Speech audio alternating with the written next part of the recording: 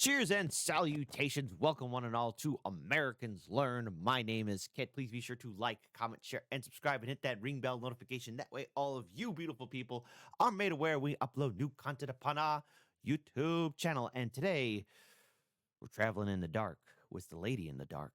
That's right. We're talking about Lady in the Dark, Sabaton history, number 117. That's right. I am out of order. I am not in order. Sabaton history. And after all you beautiful people made us well aware of this awesome channel because we used to check out some of Sabaton's music videos. But now, because of all of you telling us about Sabaton history, we have a treasure trove of historic figures, events, battles, and so much more. Plus, first we get our learn on, then we get our music on. So without further ado, since I'm in charge of the ones and twos, do me a favor, my outstanding hip cool cats. The original link to this video is in the description box below, so please follow Sabaton on all their social media, on all their platforms. It's the right thing to do. It's the one thing to do, and I expect all of you to do it, so get to it right away. If you don't got it, get it. If you don't get it, you better go figure it out. But now grab yourself a tasty snack and a tasty beverage, and let's get our learn on in a 3, a 2, a 1. I think I fast forward that. Hold on. There we go. Hold on. Hello there, I'm Pat from Sabaton. And I'm Indy Nidell, and this is Sabaton History. One of the most badass and most decorated soldiers of the Great War was not a man. No, it was not. It was a woman, Milunka Savić.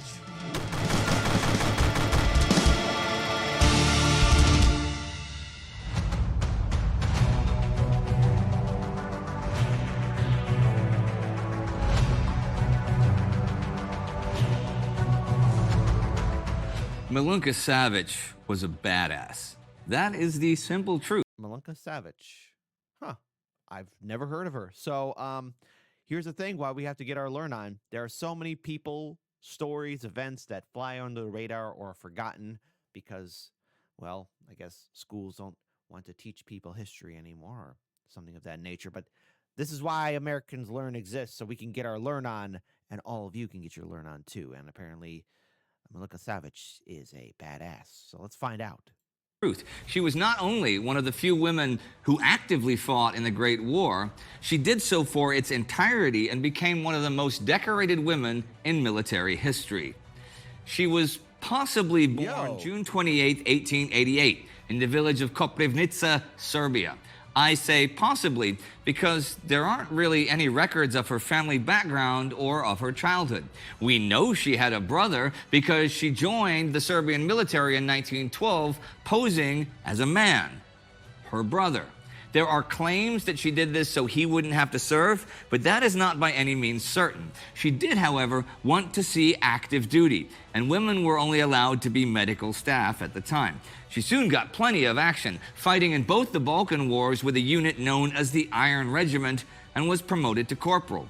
She was wounded at the Battle of Bregalnica in the Second War by a Bulgarian grenade. It was the field surgeons who discovered that she was, in fact, a woman. Hey, you guys, imagine being those surgeons, right? Hey, Rickard, okay, think of that. Like, come on, guys, that soldier's just been hit by a grenade. You're okay, soldier. Look, I'm just going to take a look. What? Wait, what?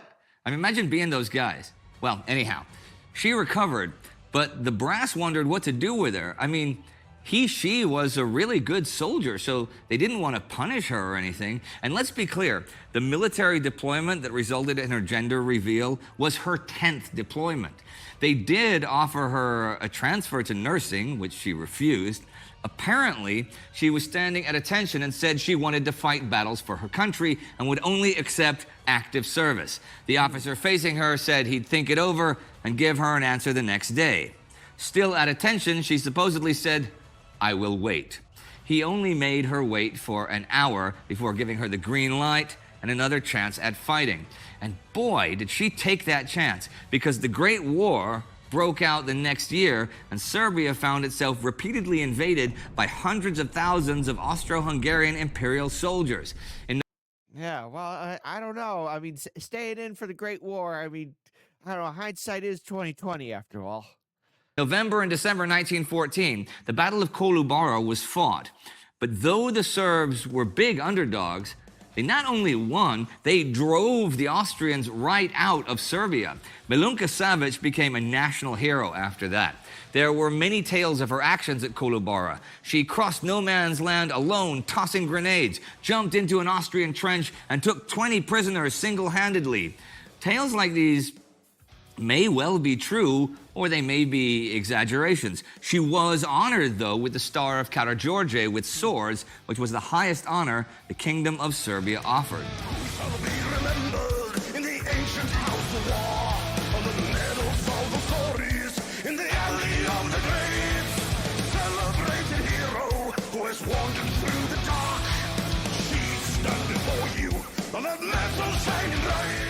Later on, after the Bulgarians had joined this war and Serbia was again under siege, she cleared out a Bulgarian trench and took 23 prisoners single-handedly, for which she was awarded a second such star.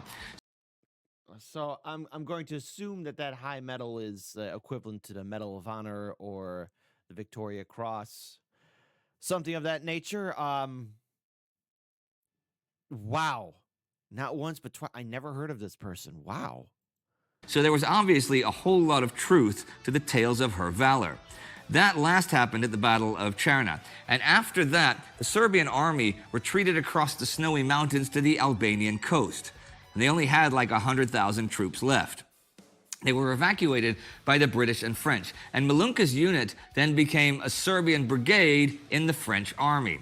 She was wounded in Tunisia and then fought on the Salonika or Macedonian front until 1918, becoming a So not only in Tunisia, but also she fought so she's fighting in different areas. What the hell? Hold on, I'm gonna rewind that again. A Serbian brigade in the French army. She was wounded in Tunisia and then fought on the Salonika or Macedonian front until 1918, becoming a non-commissioned officer.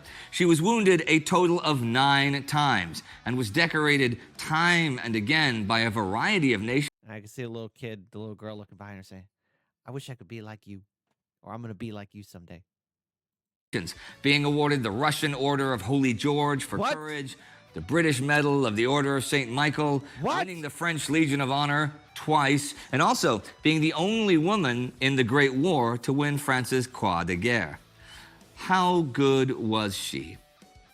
Well, one of many exploits was when she was challenged by a French officer in Thessaloniki who couldn't believe a woman was so capable. He set up a bottle of 1880 cognac and said if she could shoot it from 40 meters, she could have the other 19 bottles in the case.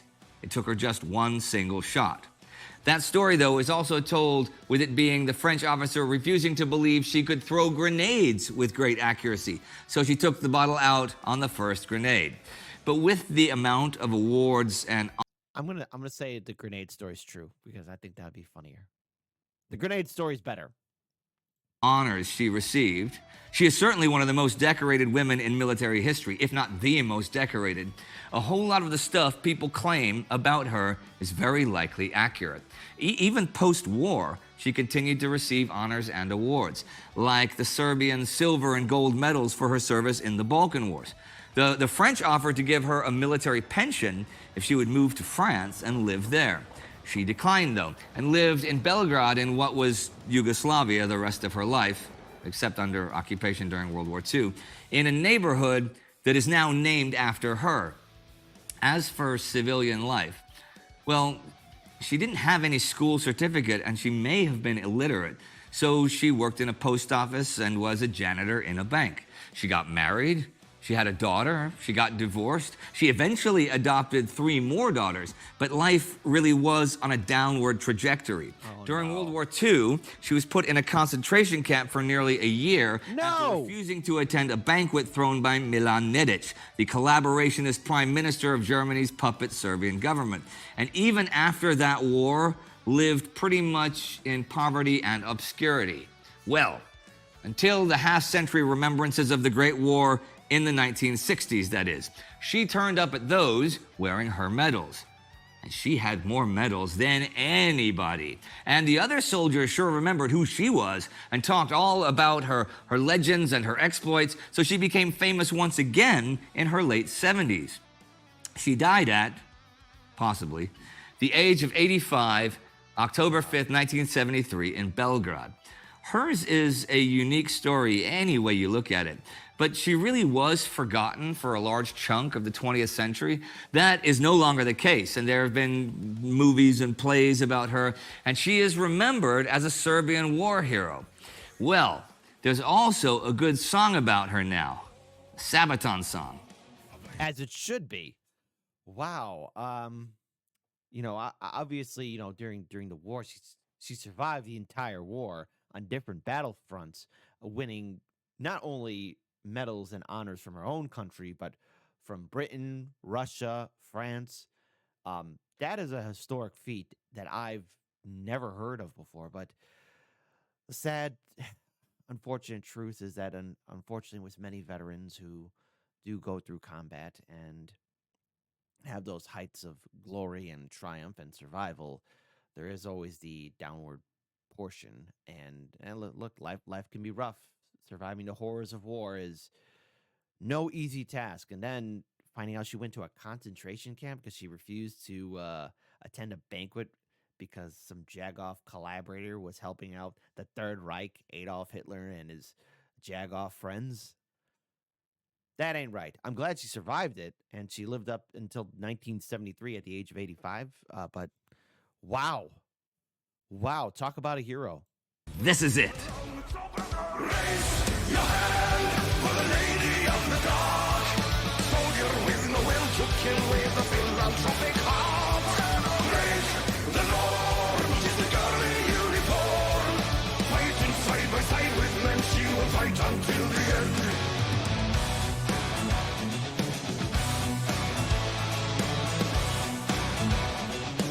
Don't be an easy target. She would not do that. Pirate, I was thinking, what was I going to ask you about this song? And it was going to be about women in wartime, which is the obvious thing. But you have written stuff about other stuff about women fighting in wars, right? Yes, obviously we have the Night Witches, which is also the name of the basically Sabaton ladies fan club. Ladies, I like that it's ladies. Yeah, now there are ladies. Because The ladies fan club. we're all gentle folk here. Yeah. And we did 2 episodes about night witches. Yes. But that was a different war. That's a different war. That's true. Now we're in World War One, and we're looking for people that were extraordinary. And among all of them, I discovered the story about Milunka. It is a fantastic story, and I imagine because you don't think of it, you think, oh well, she fought well and she won all these awards and stuff. But how would you go about winning? You have to be way better than your contemporaries. But there are other great war stories, like the Russian Women's Battalion of Death, which would not be a bad band name if you had a band name that, especially if it was like a folk band, like a nice folk band. But what about, okay, just for a second, let's stop talking about women during war. Maybe it's something you don't want to talk about. But what about women in metal? What about women in hard rock and metal stuff? Yeah, this is often a Now that's an interesting twisty twist. Women in heavy metal. Let's hear about this. topic that comes to us, and we often discuss it. Sometimes it's like a little bit of a controversy, and some people want like, I don't want too many bands with girls, and some people want it. And it is a male-dominated industry. Yes, and we've always had a stance that anybody who is great is great. Yeah, and sure. It doesn't matter who we are. And there are a lot of good female ladies in heavy metal that stand out and really good. And we just had the Sabaton open airs. We are filming this. Right. And we had several band members, several bands who were ladies. Like who did you have here this year? Wow. Amaranth, Burning Witches, and there was also Metalite, and we had a bunch of them. But I wanna carry along with the Sabaton Open Air Festival. I don't know if everybody out there knows, but you guys, we're filming this, in your compound in Falun, in Sweden. It's one hell of a compound, by the way. I like it. I hope to have a compound like that someday. Not today, but someday. Where you guys grew up, yeah? Yeah. You have a festival here every year. It's your festival. It's the Sabaton Open Air Festival. Yeah, it's been going on for quite some years. How many years? There was like a sneak peek in 2006. Wow. So it's been going on for quite some time. And then the first like real bigger festival type, it was 2008. Yeah. 2009, we moved outdoors. And then we moved, basically we moved from having playing in the backyard of a rock bar to having multiple stages of 4 days open air festival in the big arena in Falun. Is that what it was this year? Yeah, that's what it was this year. And how many guests did you have like this year? We had, over the course of the days, we had about 19,000. That's pretty good. So that's good. We had, we have always a lot of fans from different nations coming. Because To our viewing audience, if you ever participated in that event, what's it like? Regale us with stories of cheer and good times, and what the overall atmosphere was. How many times have you attended? How many live shows have you attended seeing the Sabaton band play in your neck of the woods, or did you travel across the world, or dare I say it, to the elite few? If you followed the band like for one whole year and did a whole world tour with the band, type in the comment section below. Let us know. we're talking now, it's just past a few days since the actual last festival weekend. happened. Yeah. This is August right now, by the way. But This is January of 2024, by the way. January 28th of 2024. normal years before the stupid virus, we had visitors from more than 40 countries every year, making it a very international festival. And this year I met people from some place like, that come pretty far. We met people from Middle East, like Bahrain, and we met people from Africa. We met people from New Zealand, from Argentina, from Canada. Actually, a lot of people from Canada this year. So it was. It's still a very international, even though travel restrictions are still kind of. It's kind of expensive. Looking back at the time of 2020, before the whole world went crazy, I remember a simple time of travel before people got less paranoid. Dare I say it? I'm gonna go one step further. I remember a time before the year 2001 when you would watch your family members or friends. You would follow them all the way to the terminal in which they would catch their flight. Watch them board the plane and see the plane fly off. Millennials, Gen X, Boomers, and I think maybe late Gen Z might be the last generations to ever know of that time. I remember last year in December, obviously. I was helping a family member get on their flight to O'Hare, and I was just so depressed seeing how people were so compacted into a maze, and they had to go through all this, through the security checks and everything. And as I was watching my family member get ready to get, further into the maze, I just muttered to myself, "This is one big waste of time. Like this is pointless." And a security guard apparently heard me and said, "Well, it's all for security." And I said, "I remember when you could walk somebody to their terminal and say goodbye to them." And security guard said, "Well, it's for people's safety." And I said, "Yeah, but what did we give up?" What did we give up? What did we give up? What did we give up?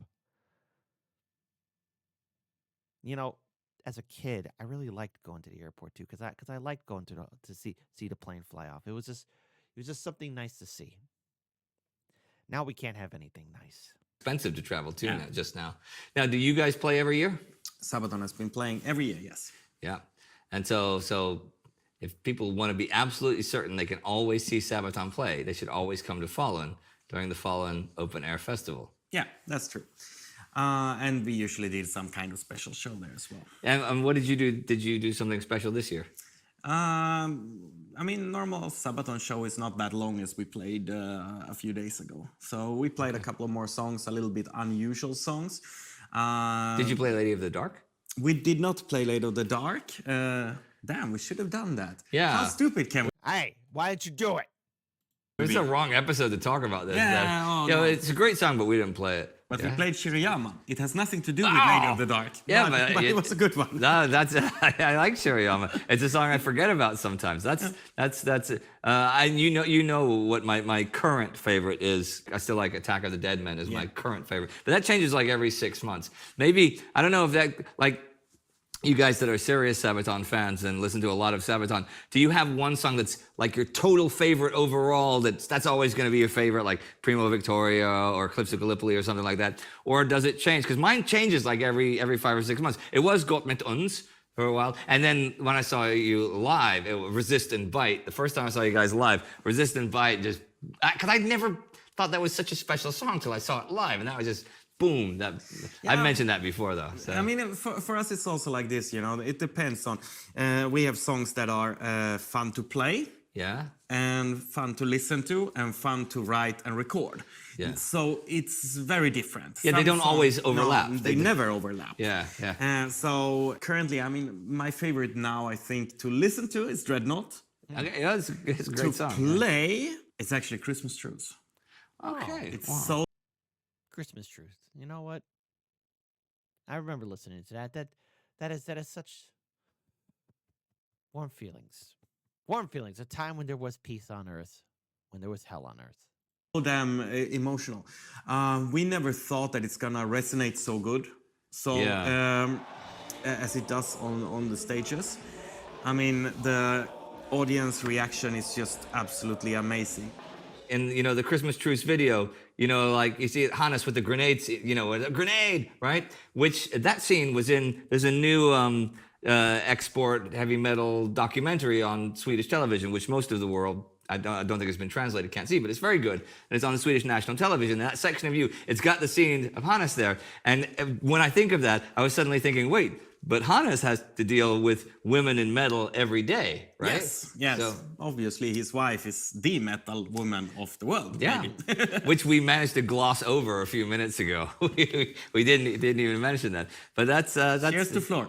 Yeah. Wait, which camera am I supposed to look at? I'm gonna. So you can either edit that out or you can make me look a little bit silly. Okay. Well, that's it for today, ladies and gentlemen, and children of all ages on Sabaton History.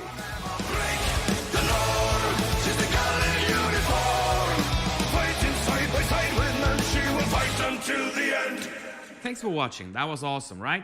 Yes, it was. Please subscribe to our channel and click that little bell so you get notifications the next time we release another episode of Sabaton History Channel.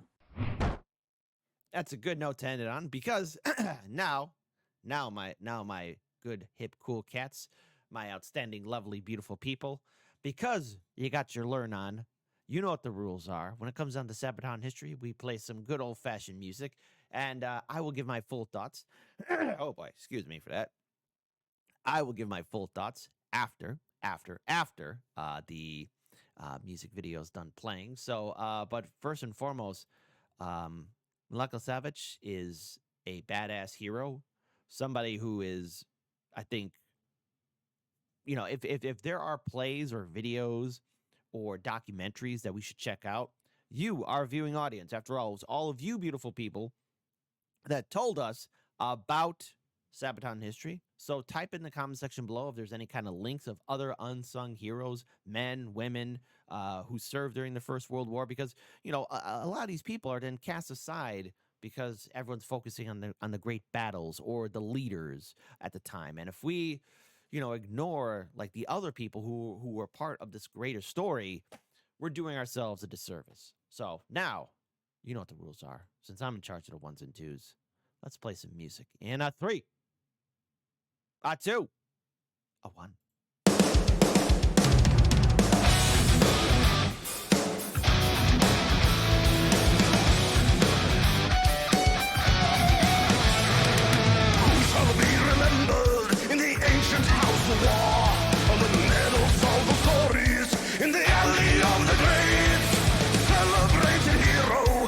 Wandered through the dark, she stand before you on that metal shining light, lost in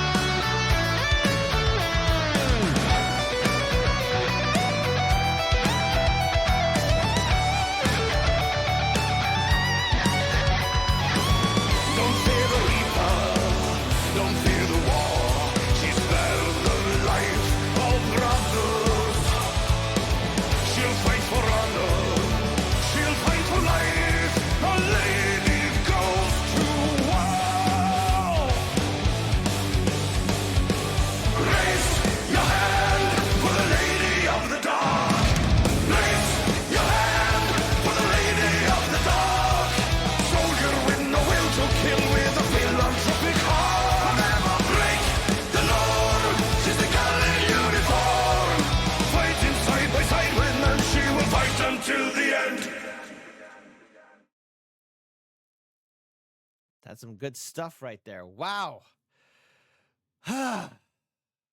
What more can be said about a hero like her? Somebody who survived not only the Great War, but other previous conflicts, who was recognized and honored by the French Empire, the British Empire, the Russian Empire, her own country, Serbia as well. She's a hero and a fighter. Milunka Savić is a savage. She is the most decorated women fighters in the First World War. Taking her brother's place. I'm actually curious to know more about the history of her. And I know Sabaton History had, they did like a 15-minute documentary video on her. But if there's anything more we could check out, or if there's any other unsung heroes or things from Sabaton History that all of you hip, cool cats would like us to check out, your feedback is fundamentally important. I love the song. I love the music. It honors a hero. It's very metal. And, next time Sabaton History, it's Sabaton the band, you should be playing Lady in the Dark. Should be the first one. It should have like a heavy metal lady singer sing it too. Why not? Why not? Why not? Make it happen live and direct. But nonetheless, folks, if you actually seen a Sabaton band play in your neck of the woods, or if you followed the band and followed them with their world tour, type in the comment section below. I want to hear these stories. Until then, take good care of yourselves and each other. Drink water. Support the original content creators. That link is in the description box below. My name's Kit. Peace to you. Take care. And I hope the first month of the new year has been treating you well. All the best.